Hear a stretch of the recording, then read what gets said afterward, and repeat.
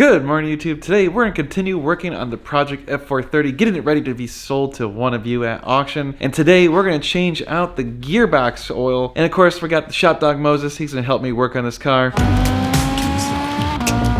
are you recording all of the nefarious activities? If you're new to the channel, my name is Dan. This is my garage, and this channel is all about the supercar ownership experience, buying and selling, maintaining them, DIY, work on them. And today we are continuing on with the Project F430, getting it ready to be sold. So we've been working on it. We got a lot of stuff done to it. We got a few more things to go. One of them is the transmission oil. We're going to change that out because we have no idea when the last time it was changed. So we might as well play it safe and just change it out. We still have the headers to be taken care of. We still have the engine mounts. We still have the window switch, and we're going to ceramic coat it. So we're getting near the end. And before we get started on the transmission oil, let's take a look at what we're going to do with these headers. So I've got Sylvie from All American Wheel Pros coming. She's going to grab these headers for me in a little bit, and once she takes them, she's going to get them ceramic coated, and that's going to help prevent the heat from going all over the place. Basically, it's just going to keep the heat inside those pipes and blow it right out the exhaust, as opposed to having it emanate all throughout the entire engine bay. So when you got these exhaust systems and you start modifying them and you put on aftermarket headers, it's always a good idea to do some form of heat management, whether it's a wrap or blankets or ceramic coating. All of those are pretty reasonable options. I personally tried doing the wrap before on my last F430, and the wrap ended up kind of failing after about a year. The blankets are a good idea. They're pretty expensive though. I didn't want to spend that much money, so I went with the ceramic coating. It's a much cheaper option, and it's supposed to work pretty darn good. Let me show you what's going on with that. All right guys, so this is Sylvie, and she's from All American Wheel Pros, and she's gonna take care of these headers and get them ceramic coats. Hey guys, so this is Sylvie, of course. Thank you for the introduction there. We are going to ceramic coat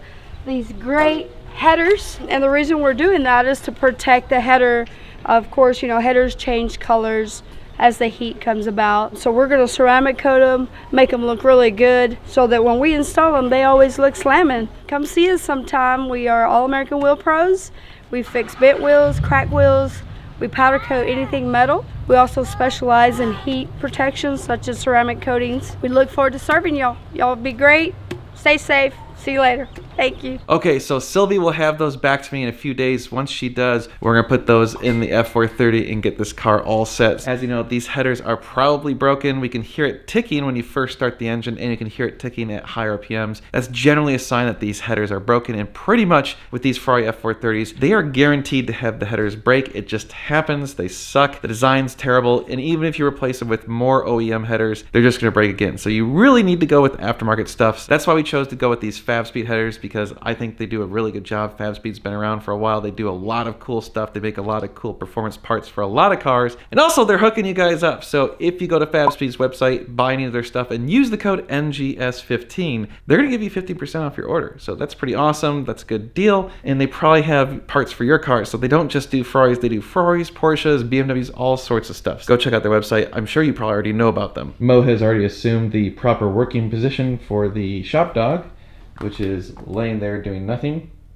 Good work, Mo. Hold down that floor. All the stuff we're going to need for changing out the gearbox oil is 3 quarts of 75W90 gear oil. It actually is a 3.5 quart system, but they say you pretty much can never get that last half a quart out. So 3 quarts should hopefully be enough. We're going to need a 10mm wrench, and then we're going to need a 14mm stubby little Allen key. So this is a little tricky piece. You probably have to order this on Amazon or something. You got to get it somewhere, and I'll show you why in just a minute, why you have to have something like this. You can modify a tool to work, but this is going to be your best bet. Then we're also going to need a 12mm Allen. That's all we're going to need. Okay, so on the transmission, the drain plug is right here. Mo, stop kissing me. Mo. On the transmission, the drain plug is right here. Dipstick is up here, and here is a little screen that we're going to have to pull out in a minute. So we're going to pull this drain plug. Actually, first thing we're going to do is loosen up this top piece so that we don't have a vacuum on it. So that is the 12mm Allen. So hopefully it's not going to be on there too tight. Let's see if I can get that.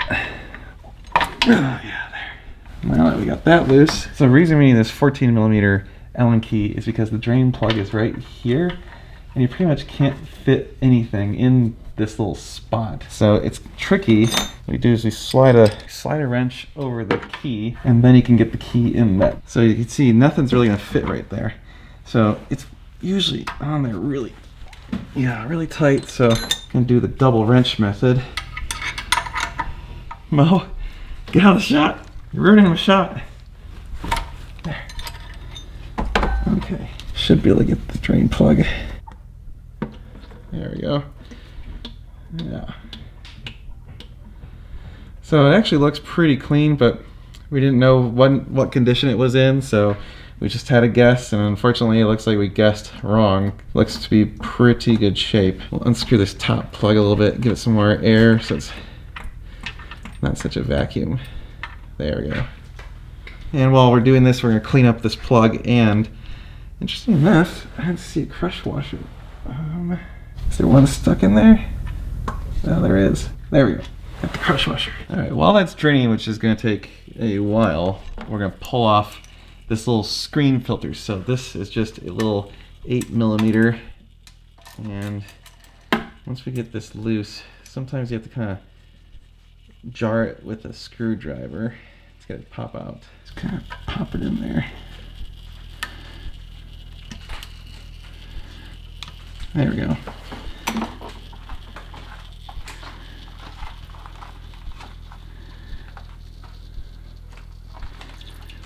And that is why you want to pull that out, because look at all the nasty crap on this thing.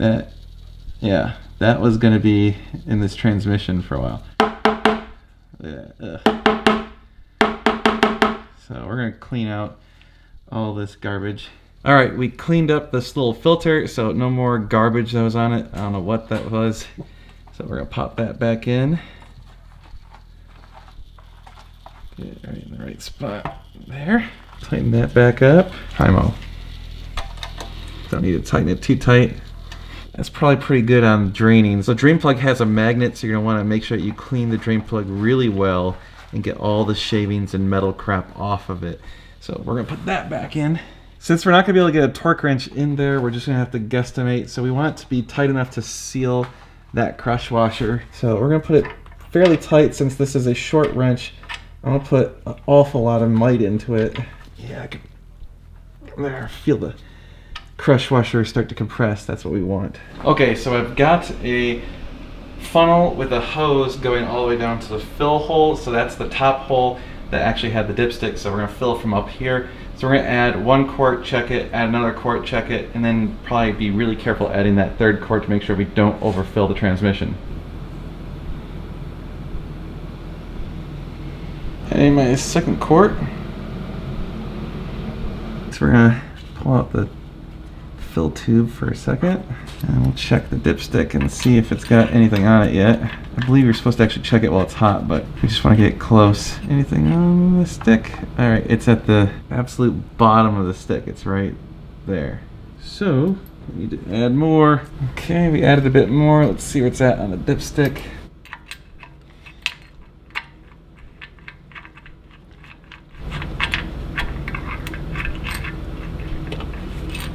All right, it appears to be right at the max, so we're gonna cap it off and call it good. So unfortunately my torque wrench won't fit in the space between the catalytic converter and the drain plug. It calls for 55 foot-pounds, which is 75 newton meters, so that's pretty tight. So we're gonna just put on this bar and give it a couple ugga-duggas. So we're gonna go up to maybe, that's pretty tight. I don't think that's gonna leak. I feel pretty comfortable with that. I'll just clean up a little bit of this oil that dripped, and now we're good to go. There you have it. That's it. It's super easy to change the transmission oil in this car. Gearbox oil is 75W90. You probably want to run some synthetic stuff, so Mobil 1 or Pennzoil or some sort of high quality oil. But what I would suggest is while you're changing the regular engine oil, probably every other year or so is probably a good idea to do it. So you don't have to do it super often. It's more mileage based than it is time based for the gearbox. Not a big deal, really easy. Takes, I don't know, 20 minutes. That's it. 3 quarts of oil is about what I use. You can see there was not quite a full quart, so we still got about 12 ounces left. So a little bit less than 400 milliliters. So we did about a little over 2.5 quarts of oil. Mo was a tremendous help. Thank you for your help, Mo. Yeah, good job, buddy.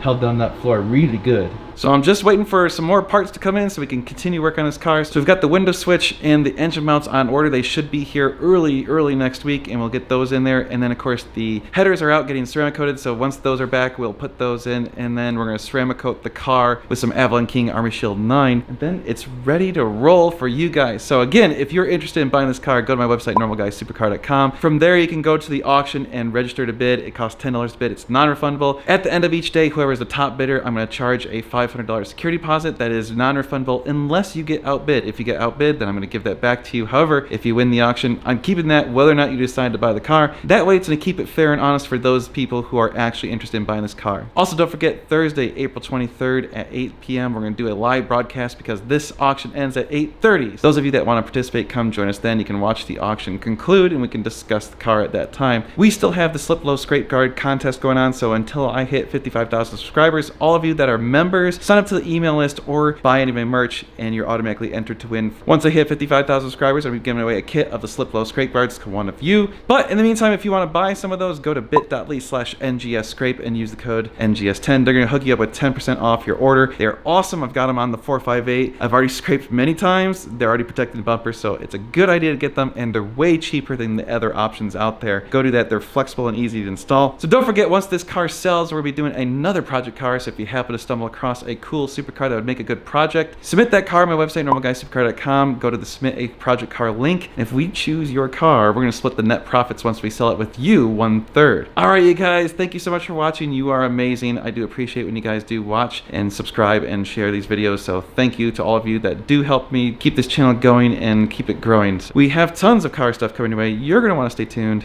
It's going to be sweet.